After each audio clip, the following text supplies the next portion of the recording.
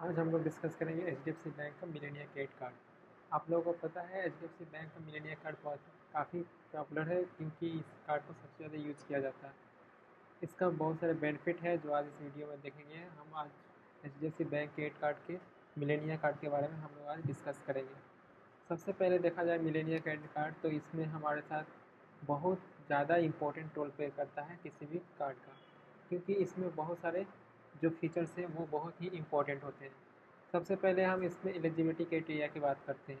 Eligibility criteria maximum आप लोग को पता होगा कि जितना भी क्रेडिट कार्ड होता है 21 साल मिनिमम एज होता है किसी को कार्ड को यूज करने के लिए। सैलरीड पर्सन के लिए बात किया जाए तो 21 से 40 साल तक होना चाहिए। सेल्फ एम्प्लॉय का भी वही है, 21 से 40 साल। मिनिमम जो इनकम होना चाहिए सैलरीड पर्सन का वो होना चाहिए 35,000 पर मंथ। ये मैंडेटरी है इस कार्ड को अचीव करने के लिए, इस कार्ड को बनाने के लिए। साथ ही साथ जो सेल्फ एम्प्लॉयड पर्सन है उनके लिए 6 लाख का टर्नओवर होना चाहिए एज पर ITR। अब इसमें हम लोग कैश पॉइंट की बात करते हैं। हमारे पास बहुत सारे रिवॉर्ड पॉइंट जो होते हैं जो क्रेडिट कार्ड में मिलते हैं। HDFC बैंक के मिलेनिया कार्ड में भी हमारे पास बहुत सारे रिवॉर्ड पॉइंट मिलते हैं।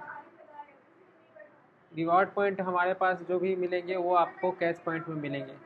अगर हम लोग कैश पॉइंट की बात करते हैं तो ये हमें कैशबैक की भी सुविधा देता है।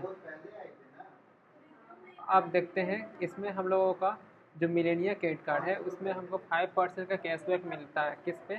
जो मर्चेंट है, जो इंक्लूडिंग अमेजोन है, बुक माई शो है, कल्ट फील्ड है, फ्लिपकार्ट है, मिंत्रा है, सोनी लिव है, स्विगी, टाटा क्लिक है, उबर है और जोमेटो है। इस सब पे हमको 5% का कैशबैक मिलता है, जबकि हमको 1% का कैशबैक मिलता है किसी भी ऑनलाइन या ऑफलाइन स्पेंड करने पे। और एक कैश पॉइंट का वैल्यू होता है 1 रुपया। हमारे पास यहाँ पे कैपिंग लगा होता है, आप लोग जान सकते हैं क्रेडिट कार्ड में कैपिंग होता है। कैपिंग का मतलब होता है कि आप इसको इतना ही कैश पॉइंट मिलेगा, इससे ज़्यादा कैश पॉइंट नहीं मिलेगा। उसी प्रकार इस HDFC बैंक में भी कुछ कैपिंग है जिसमें आपको बताया जा रहा है maximum to maximum 1000 cash point per month.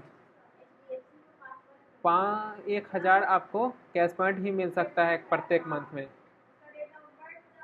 Eight the 5x rate, और maximum to maximum 5x rate पे, उससे ज़्यादा आपको रेट पे नहीं मिल पाएगा।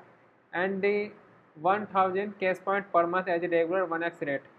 इसमें और भी कहा गया है कि आपको 1000 कैश पॉइंट मिल सकता है एज पर 1x का। जैसे कि आप लोगों को पता है 3x का कैश पॉइंट मिलता है, 1x का भी कैश पॉइंट मिलता है, तो आप लोगों को पता होगा।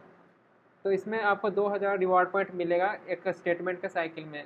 तो आप लोग उससे समझ सकते हैं कि आपको 2000 तक ही रिवॉर्ड पॉइंट मिल पाएगा एक महीने, या फिर जो साइकिल होता है जो 50 दिन का होता है उसके अंदर में। इसमें और भी बेनिफिट है, जैसे कि आपको 200 रुपया ऑफ मिलेगा डायनिंग बिल और ड्यूरिंग स्विगी डाइन आउट। यानी कि स्विगी पे अगर आप बिलिंग पेमेंट करते हैं तो इसमें आपको 200 रुपया तक छूट मिल सकता है। 1000 रुपया पर एनम इसका चार्ज होता है, ठीक है। लेकिन इसमें आपको 1 लाख रुपया यदि यदि आप 1 लाख रुपया इसमें अगर यूज कर लेते हैं ना, तो आपको ये जो 1000 रुपया है वो नहीं लगेगा, वो आपका वेव आउट हो जाएगा।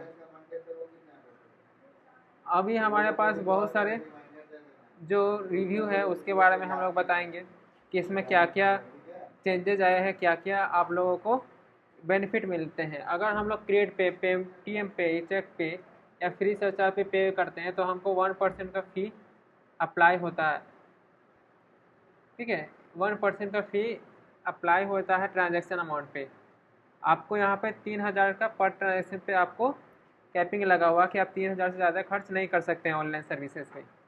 1 सितंबर 2024 से आपको ये टर्म एंड कंडीशन निकाला गया है कि आपको EMI ट्रांजैक्शन पे कोई भी आपको रिवॉर्ड पॉइंट नहीं मिलेगी।